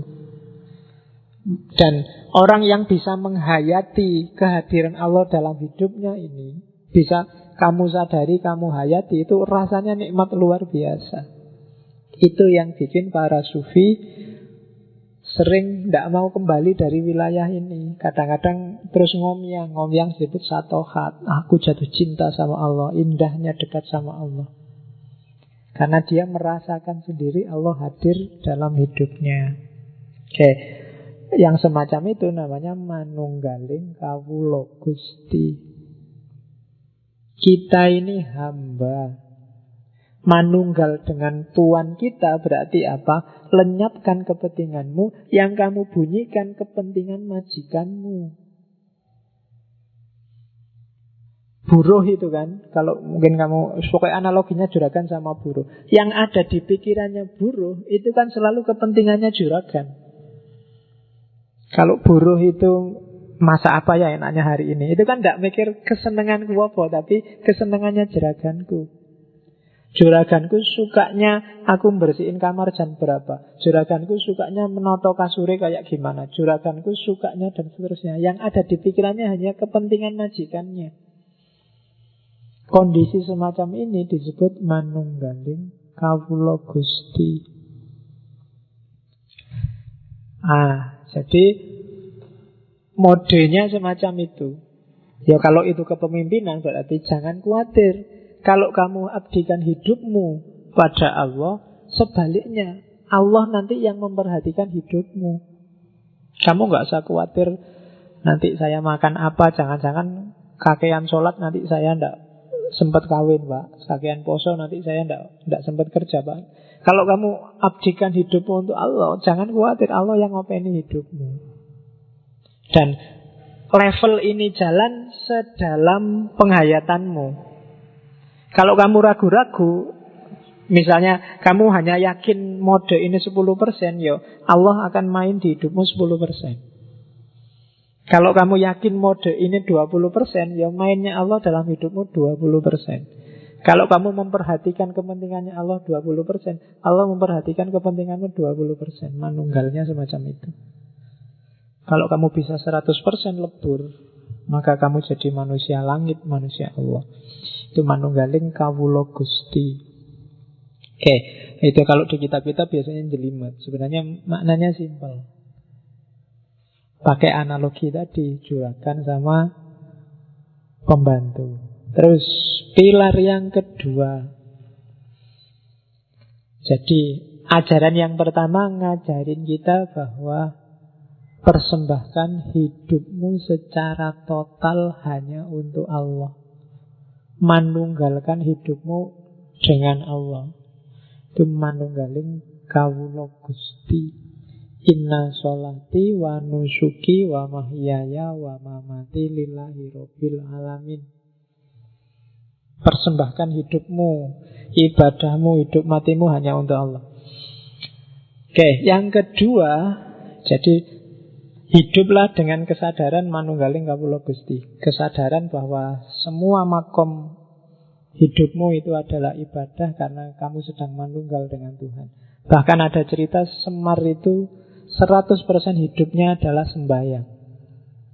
Itu manifestasi dari inna sholati tadi. Jadi sembahyang, sholat itu tidak cuma di masjid kayak gini. Ketika kamu naik motor, ketika kamu belajar, ketika kamu sekolah, ketika kamu di kamar mandi, itu sebenarnya manifestasi persembahkan semua itu hanya untuk Allah. Kalau di fikih, semua aktivitas kita harus ibadah. Berarti dipersembahkan untuk Allah. Berarti modusnya adalah kamu carilah Allah ridho yang kayak gimana. Sehingga di situ terus positioningnya kamu harus cari ilmu biar ngerti mana yang diridhoi Allah, mana yang tidak. Putar-putarannya nanti di situ. Yang kedua, sadarilah sangkan paraning dumadi. Hakikat hidup ini dari mana dan mau kemana. Itu namanya sangkan paraning dumadi. Keberadaan manusia di dunia ini. Dunia ini namanya alam madya. Sebelum kita hidup sekarang ada alam purwa. Hidup yang akan datang namanya alam wusono. Jadi roh kita itu sebenarnya menempuh perjalanan yang sangat panjang. Hari ini kita ada di level perjalanan fase tengah-tengah. Karena sebelumnya ada, sesudah nanti ada. Maka di Jawa dikenal urip iku koyok wong mampir ngombe. Sekedar mampir sebentar terus melanjutkan perjalanan lagi. Jadi kayak kalian pulang kampung di tengah jalan mampir di warung. Nah itulah dunia. Jadi berarti dunia ini bukan asalmu juga bukan tujuanmu. Jangan sampai kamu menjadikan dunia saat ini sebagai tujuan. Karena begitu kamu jadikan tujuan, kamu sedang keluar dari jalur sangkan paraning dumadi. Innalillahi wa inna ilaihi roji'un. Itu kan dari Allah dan untuk Allah. Kita akan kembali ke sana. Jadi modelnya melingkar. Itu yang disebut sangkan paraning dumadi. Kita dari Allah dan akan kembali ke Allah. Jangan sampai kita nyeleweng, kita ngambil jalur yang nanti tidak nyampe ke sana. Jadi perjalanan kita menuju ke sana. Hanya mampir ngombe, minum sebentar terus melanjutkan perjalanan lagi. Maka jangan terlalu diambil hati dunia ini. Katanya orang-orang kejawen, ya dunia biarkan jalan apa adanya, ambil secukupnya untuk bekalmu. Karena perjalanan masih jauh. Kalau terlalu kamu ambil hati, ya bisa-bisa hatimu tertambat di dunia ini, padahal perjalananmu masih panjang. Ketika hatimu tertambat oleh dunia, kalau bahasanya filsafat Islam, nafasmu tidak bisa mutmainnah. Padahal hanya nafsul mutmainnah yang bisa irji'i ila rabbiki. Jadi itu teori sangkan paraning dumadi. Oke, saya agak cepet-cepet ya nanti biar kena semua. Oke, terus ya nanti yang nggak terlalu paham diulang lagi rekamannya. Karena ini ilmu yang tidak bisa dikejar hanya pakai akal, harus dihayati. Jadi dokumen yang tidak cukup dipahami, tapi harus direnungkan. Paham gampang. Di atas paham kamu harus bisa merenungkan. Setelah kepegang, direnungkan itu berarti dicari relevansimu dengan kehidupanmu sehari-hari. Kalau sudah ketemu hasil renungan, jalankan, implementasikan, lakukan itu. Dari situ kamu akan ketemu kemuliaan, pencerahan. Sama kayak Al-Quran. Al-Quran itu ya memang harus dibaca, tapi di atasnya baca ada dipahami. Cuma jangan sekedar dipahami. Kalau kamu pahami, jangan-jangan pemahamanmu berhenti di abad ke-6. Kamu renungkan. Direnungkan itu cari relevansinya sama hidupmu. Kalau sudah ketemu itu, berarti kamu sudah bisa ngambil petunjuk dari Al-Quran. Implementasikan. Sama kayak sastra-sastra Jawa. Ilmu kayak gini kan kalau di Jawa sering disebut sastra cetha. Atau sastra cetha itu sastra yang tidak ada tulisannya. Kamu membacanya harus lewat realitas kehidupan sehari-hari. Sering disebut sastra jendro hayuningrat. Kalau zaman dulu anak-anak muda kayak kalian dianggap tidak mungkin bisa paham sastra jendro. Paham bisa, tapi menghayati tidak akan bisa. Paham itu berarti ngerti karepe, tapi ngelakoni nggak mungkin bisa. Karena di Jawa ilmu itu kelakoni kanthi laku. Maka tantangannya adalah patahkan mitos bahwa hanya orang-orang tua yang ngerti sastra jendro. Kalian yang muda sebenarnya ya bisa, asal mau ini yang abot. Godaannya oke. Kamu selalu diiming-imingi oleh besok kerja apa, besok dapat pacar apa enggak, pacarnya jelek apa enggak, terus bisa kaya apa enggak, bisa beli mobil apa enggak, kurang punya rumah apa enggak, dan seterusnya. Itu yang sering bikin kamu terhalang. Jadi hijabnya dunia. Bahkan hari ini kayak ramalannya Nabi, hijabnya bahkan muslim yang lain. Al-Islamu mahjubun bil muslimin. Gara-gara orang Islam kamu tidak paham Islam yang benar itu kayak gimana. Karena kamu selalu kejebak. Loh, jangan-jangan Islam yang itu. Oh, jangan-jangan Islam itu. Islam yang ini kayak selalu gitu. Kamu kejebak stereotype, mainstream, sehingga kamu lupa kesejatiannya Islam. Oke, terus pelajaran ketiga dari sosok Semar adalah kasedan jati. Ini dari akar kata sedo. Sedo itu mati. Makanya ada hadis kafa bil mauti wa idhon. Cukup dengan kematian sebagai nasihat. Jadi kasedan jati biasanya isinya tuntunan hidup mati yang sempurna.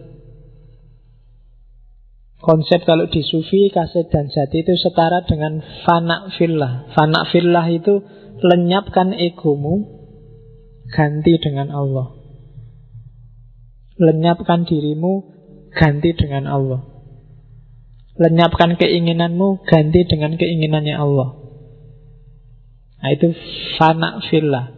Kalau orang Jawa untuk mencapai fana fillah itu tidak sekedar jangan melakukan perbuatan jelek, perbuatan berdosa, tapi juga jangan melakukan perbuatan yang tidak pantas.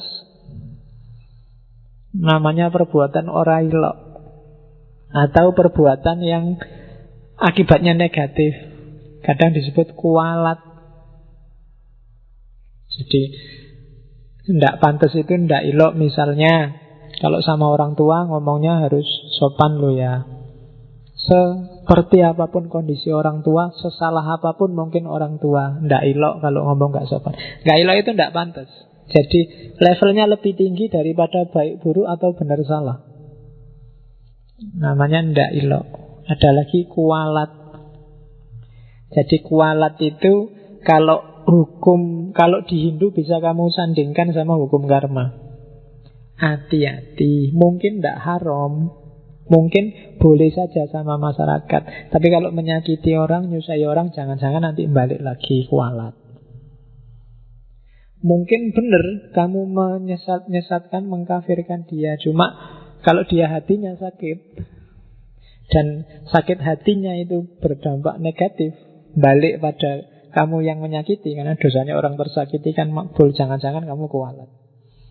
Itu semesta kosmologisnya Jawa kenal terminologi orailok sama kualat. Jangan ya meskipun segitu ya jangan segitunya lah. Ngono ya ngono ning ya aja ngono. Islam ya Islam ning ya jangan segitunya. Nah itu kenapa khawatir kualat. Kualat itu jangan-jangan balik ke dirimu sendiri. Yang ngeritik jangan sampai segitunya lah. Jangan-jangan kamu nanti kena masalah yang sama. Itu namanya kualat kalau di Jawa. Dan ini agak susah dicari bahasa Indonesianya kualat itu apa, agak susah. Kualat itu tidak ono. Orailok juga tidak ada. Tidak pantas sebenarnya, itu agak serampangan. Tidak ilok itu tidak selalu pas dengan tidak pantas, tapi tidak ilok. Di luar Jawa saya nggak tahu ada apa enggak. Tidak ilok sama kualat. Kalau kualat mungkin sudah di bahasa Indonesia kan. Tapi sebenarnya konsepnya mungkin agak jejer sama kalau di Hindu ada karma, buah perbuatan. Yang keempat ada pelajaran. Itu nulisnya pelajaran, maksudnya pilar ajaran ya. Mocornya aja disambung. Tadi pelajaran. Itu maksudnya pilar ajaran. Kalau di Indonesia terus jadi pelajaran. Cuma kalau kamu salah moco jadi pel. Terus yang keempat, memayu hayuning bawono. Istilah yang paling sering kamu dengar hari-hari ini dari Sultan Hamengkubuwono. Buwono apa bawono kan gitu, terus kamu gegeran. Di nas-nas Jawa itu memayu hayuning bawono. Jadi memayu hayuning bawono itu memperindah keindahan dunia. Itu kan agak unik terminologinya. Sudah indah kok diperindah lagi. Maksudnya apa? Memberi makna hidup.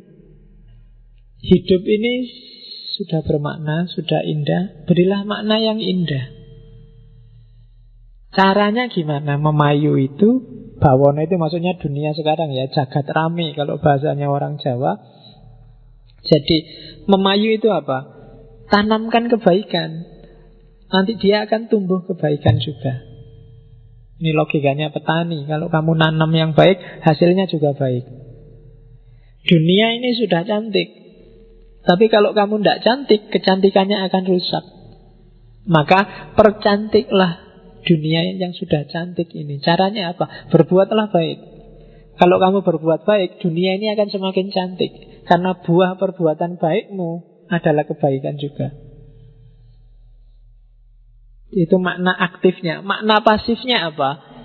Kekanglah egomu, kekanglah hawa nafsumu, kontrollah dia biar tidak ngerusak dunia. Karena yang ngerusak dunia itu biasanya ya nafsu, hasrat, ambisi. Jadi memayu hayuning bawono, tanamkan kebaikan, kontrollah nafsu. Jalannya gimana? Ikro, bacalah realitas. Kalau di Jawa, membaca realitas itu lahir terminologi namanya ilmu titen. Alam semesta ini ada hukumnya. Untuk kita ngerti yang baik mana, yang buruk mana, titeni. Ilmu titen itu ilmu ingat-ingat. Bacalah sunatullah. Sunatullah ini enggak berubah, maka ingat-ingatlah. Kalau kamu malas, ya nanti tidak sukses. Kamu akan bodoh. Kalau kamu tekun, rajin, kamu akan pinter. Ini ilmu titen. Titeni aja, diingat-ingat. Rumusnya tidak akan berubah kok. Itu yang kalau di Jawa namanya ilmu titen. Kalau musim kayak gini, nanti hawanya kayak gini, itu di Jawa lengkap. Di Jawa itu ada wuku, ada mongso, ada dino, ada weton, macam-macam. Itu jenis ilmu titen. Bisa merumuskan karakter orang, bahkan dari model wajah, dari bentuk tubuh, dari andeng-andeng, dari kalau orang Jawa ada, kalau andeng-andengnya di mana biasanya cirinya orang sekian. Kalau perempuan itu model rambutnya kayak gimana, cirinya sekian, model itu ilmu titen. Bahasa luasnya sunnatullah. Jadi caramu untuk berbuat baik dalam rangka memayu hayuning bawono apa? Baca sunnatullah. Itu yang disebut ilmu titen, ilmu petung, memperhitungkan dan niteni. Hidup ini ada rumusnya. Jangan ngawur. Oke, ya niteni ini kan nanti kalau di barat melahirkan sains. Ilmu pengetahuan sains yang luar biasa. Jadi modusnya orang barat itu kan gara-gara ilmu titen. Pinternya mereka membaca fenomena-fenomena alam yang ajek. Kalau dia tidak ajek, tidak akan jadi sains. Karena dia ajek, terus dititeni dan dirumuskan, lahirlah sains. Itu yang disebut memayu hayuning bawono. Oke, pacarmu sudah nelpon. Dimarahi aku nanti, sarap jam 10 Sudah ditunggu sejak tadi. Oke, terus sedikit 10 menit ya tak jelasin. Ini agak rumit. Detik-detik terakhir harus lebih konsentrasi, agak jelimet. Ketuhanan. Ini ajarannya Dang Hyang Semar. Jadi ini yang saya sebut Jawa kuno, Jawa pra Hindu. Yang pertama konsep ketuhanannya Jawa itu sebenarnya sangat monoteis dan sangat sufistik mistik. Jadi katanya agama pra-Hindu itu biasanya Tuhannya namanya Sang Hyang Toyo.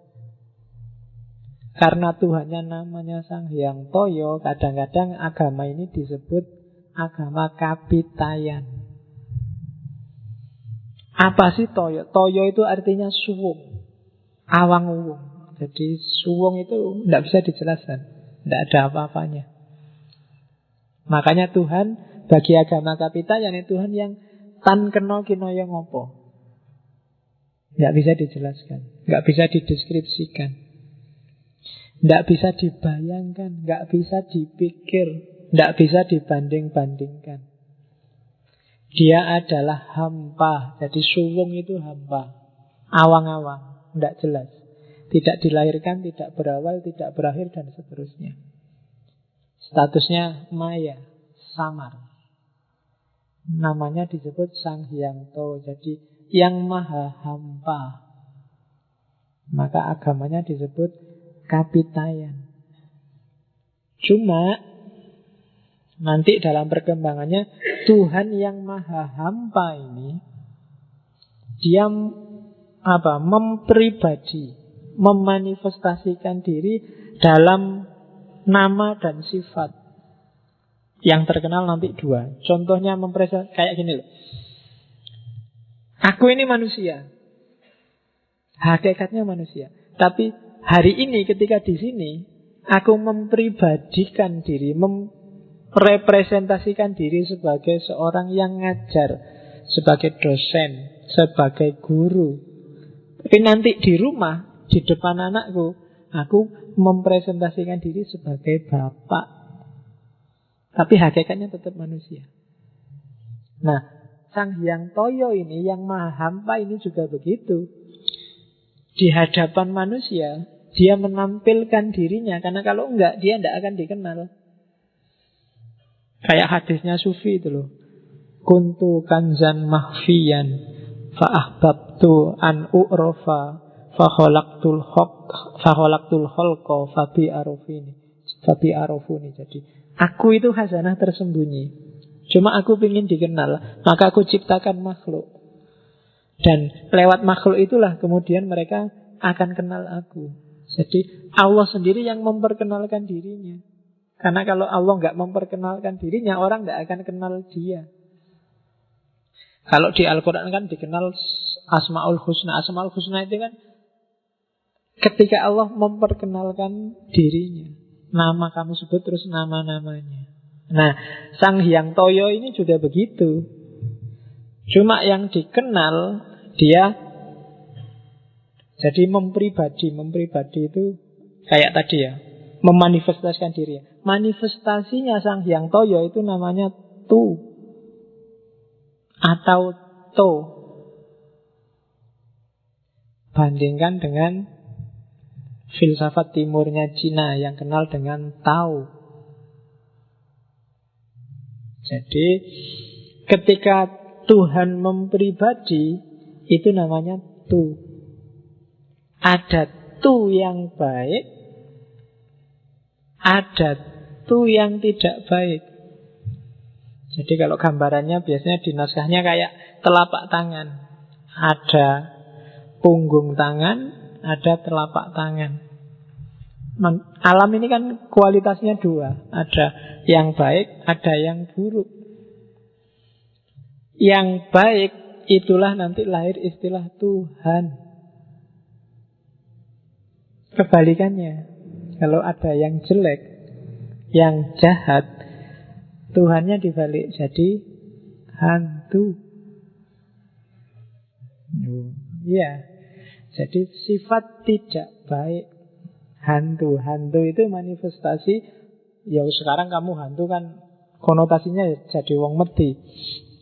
Bukan itu. Jadi hantu itu Sang Hyang Manik Moyo itu permata yang hayalan. Tapi ada orang lewat hantu untuk ketemu Tuhan, ada. Karena memang dia juga salah satu manifestasinya Tuhan. Makanya hampir semua simbol mistik Jawa itu kebanyakan pakai istilah tugu, tumbal, tumbak, apalagi. Cari istilah tumpeng. Itu kan bisa dimaknai sakral semua yang ada tunya. Tunggul, banyak tunya. Oke ya. Nah, ada orang yang bisa langsung ketemu Sang Hyang Toyo. Mungkin karena kepribadiannya kuat, daya jelajah hikmahnya luar biasa. Para sufi misalnya, dia langsung ketemu Sang Hyang Toyo. Cuma ada yang tidak nyampe pikirannya. Dia butuh jembatan. Jembatan sifat-sifatnya tadi, manifestasinya Tuhan. Ya yang level Sang Hyang Manikmaya tadi. Nah, yang langsung ke Tuhan itu nanti kalau di agama namanya monoteis. Langsung ke Tuhan, langsung ke Sang Hyang Toyo. Tapi ada juga yang harus lewat banyak media, namanya politeis. Ini yang bikin saya bilang tadi, kenapa Jawa itu agama kapitayan sangat adaptif. Hindu masuk, ya wis Hindu tidak apa-apa. Islam masuk, ya Islam. Kristen masuk, Islam. Karena bagi mereka Hindu, Islam, Kristen itu simbol yang tadi. Itu hanya salah satu dari banyak manifestasi ketuhanan. Banyak nama-nama ketuhanan, sifat-sifat Tuhan yang memanifestasikan diri. Hakikatnya semua sama, Sang Hyang Toyo. Di Arab dia turun dan dipahami orang sana, dan lahirlah versi Islam. Mungkin juga lahir versi Kristen. Di India dia turun, dipahami orang Arya di sana, lahirlah versi Hindu. Dan di mata mereka macam-macam, itu kan namanya politeis. Macam-macam orang dipahami, tapi hakikatnya satu, Sang Hyang Toyo. Maka kamu mau jadi Hindu, mau jadi Islam, jadi Kristen, monggo. Asal kamu sadar bahwa semua itu hanya label dan nama manifestasi. Bukan salah, tapi itu manifestasi ketuhanan. Tuhannya yang sejati itu Tuhan Toyo, yang hampa, yang awang upung. Jadi jangan berhenti di label, jangan berhenti di sifat. Kamu harus kenal ke zat. Selama kamu masih berhenti di sifat, karakternya masih politeis, masih macam-macam. Makanya kamu kan kadang bingung, Islam itu wakeh men sing bener iki Syafi'i, Asy'ari, Hambali, Sunni, Syiah apa sing ndi? Karena kita ada di level sifat. Kita belum masuk ke level zat. Dan agama kapitayan sudah menjelaskan jauh sejak awal bahwa tidak apa-apa ada macam-macam. Karena kalau nggak ada macam-macam, kalau hanya suwung, orang susah kenal Tuhan. Maka ada manifestasi, tapi jangan berhenti di manifestasi. Oke. Nah, nanti ada istilah tuah dan tulah. Tuah itu kan tadi ada manifestasi kebaikan, ada manifestasi kejelekan, kejahatan. Karena dunia ada dua dimensi. Mereka yang dapat kekuatan dari manifestasi-manifestasi yang baik, kekuatan ini namanya tuah. Mereka yang dapat kekuatan dari manifestasi-manifestasi yang negatif, kekuatan ini namanya tulah. Dan manusia yang bisa jadi pimpinan, apakah itu raja, apakah itu ulama, dia harus, kalau tidak punya tuah, ya punya tulah. Harus punya kekuatan ketuhanan. Apakah kekuatan itu melalui tuah, melalui jalur kebaikan, ataukah melalui tulah, jalur negatif. Tapi biasanya dari situlah nanti dikenal istilah itu tuwo, termasuk apalagi tuwo itu kan kalau di Jawa orang tua. Orang tua itu tidak semata-mata orang umurnya banyak, tapi orang yang sudah punya tuah. Jadi punya tuah itu dia punya daya, punya kekuatan dari Sang Hyang Toyo tadi, dari jalur kebaikan. Makanya kadang-kadang kalau masih muda pun kalau kualitasnya luar biasa, dia dianggap golek ke wong tua. Kadang-kadang golek ke wong tua itu bukan kok sing tua yang sudah umurnya banyak, tapi tua yang sudah mateng spiritualitasnya. Jadi jangan salah kalau ada tetanggamu misalnya di kos-kosan nyari golek ke wong tua le, itu jangan kok carikan orang yang wis tua, tunuk-tunuk tidak bisa jalan. Maksudnya bukan itu, cariin orang pinter. Dan orang, kalau orang Jawa ngomong orang pinter itu bukan orang yang IP-nya 4. Jadi ya, jadi nanti ono bapak kosmu bilang, le aku golek ke wong pinter le. Oh, tenang aja Pak, tak profesorku nanti tak ajak ke sini. Profesor belum ada apa-apanya bagi orang Jawa. Pinter itu orang yang punya tuah atau paling enggak tulah. Jadi punya daya ketuhanan. Apakah dari manifestasi positif atau manifestasi negatif.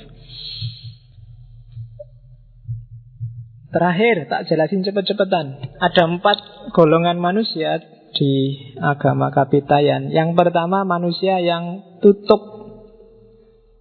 Tutuk ini ringkesnya para wali, para mistikus, orang-orang yang bisa langsung nyampe ketemu Tuhan sendiri dengan kekuatannya sendiri. Di pikirannya sudah nggak ada dunia. Satu-satunya yang ada dalam hidup mereka hanya Sang Hyang Toyo. Itu namanya manusia yang sudah tutuk. Tutuk itu kan artinya nyampe sempurna. Ada manusia level 2, manusia tuhu. Manusia tuhu ini kayak manusia tutuk, tapi tidak setinggi tutuk. Karena manusia tuhu ini masih memimpikan sesuatu yang bukan Toyo, sesuatu yang bukan Sang Hyang Toyo. Misalnya masih mimpi hidup enak di surga,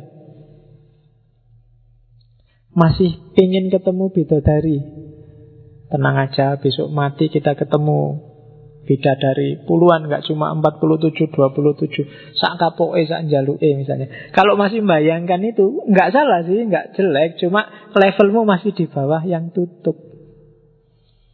Jadi masih ada surga yang menghalangimu dari Sang Hyang Toyo. Itu level tuhu. Ada level ketiga, lebih rendah sebenarnya dari tuhu, tapi ya masih bagus, namanya level tunggo. Jadi level tunggo ini tidak sekedar nyari surga, surga kan di sana.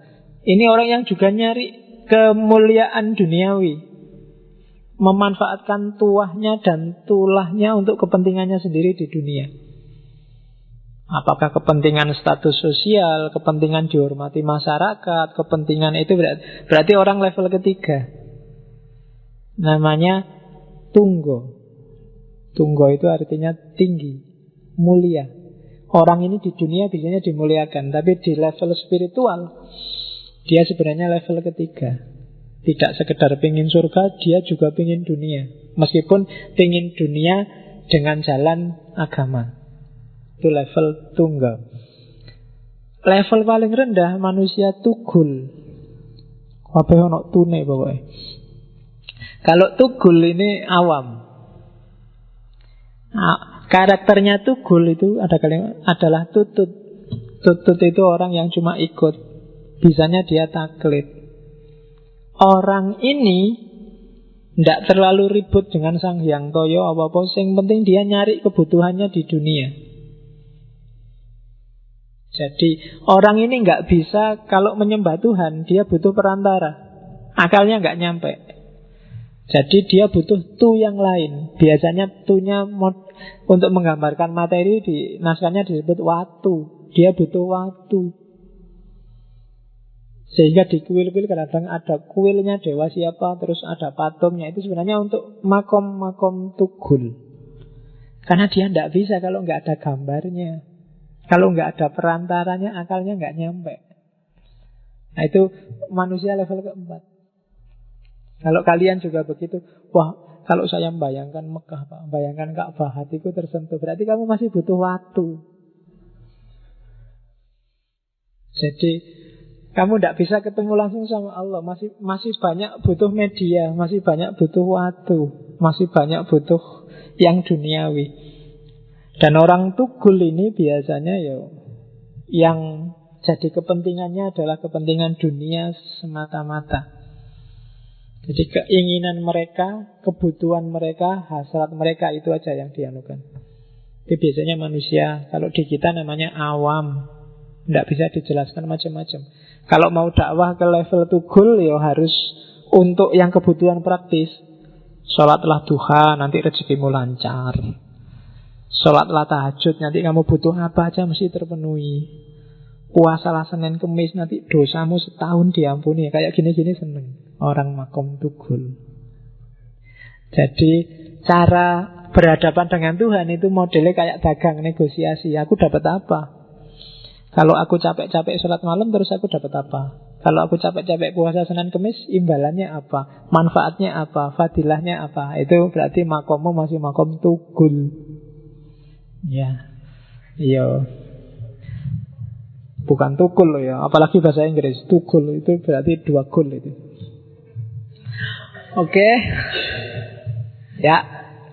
Saya sebenarnya masih banyak ajaran-ajarannya Semar via agama Kapitayan.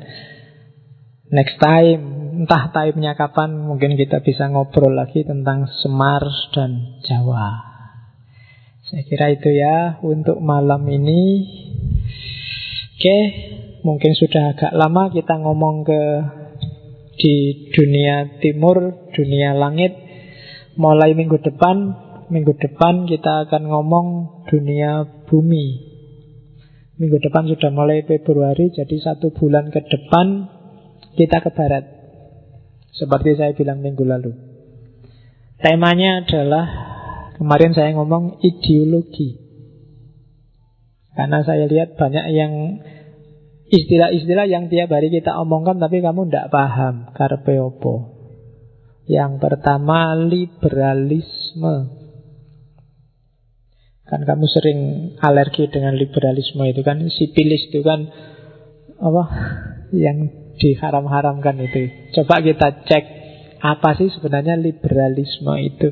Termasuk ada teologi namanya teologi liberal, termasuk di Islam. Selanjutnya kita akan ngomong sosialisme dengan segala variannya. Itu yang akrab di telinga kamu tiap hari, tapi kadang kamu susah membedakan apa bedanya sosialisme sama komunisme sama yang bau-bau sosialis yang lain. Terus kapitalisme. Kamu tiap hari teriak-teriak anti kapitalisme. Jangan-jangan kamu ngerti bener apa enggak kapitalisme itu. Terus yang terakhir, sekularisme. Apa itu sekuler? Kamu paling nggak seneng dituduh sekuler. Apa yo sekuler itu pasti jelek? Apa yo liberal itu pasti jelek? Kapitalis itu pasti jelek? Dan sosialis, komunis itu pasti jelek? Ya jawabannya sih pasti tidak kalau ada kata-kata pastinya. Cuma mana yang bisa kita ambil hikmah dari liberalisme, sekularisme, kapitalisme, dan sosialisme. Jadi setelah Januari kita ngomong tentang langit, minggu depan kita ngomong, bulan depan kita ngomong ideologi 4 kali. Setelah itu apa ya enggak tahu. Pokoknya kita jalan aja sak nyampe-nyampenya, menikmati dunia hikmah. Oke, saya akhiri sekian. Kurang lebihnya mohon maaf. Wal afu minkum. Wallahul muwaffiq. Wallahu a'lam bissawab. Wassalamualaikum warahmatullahi wabarakatuh.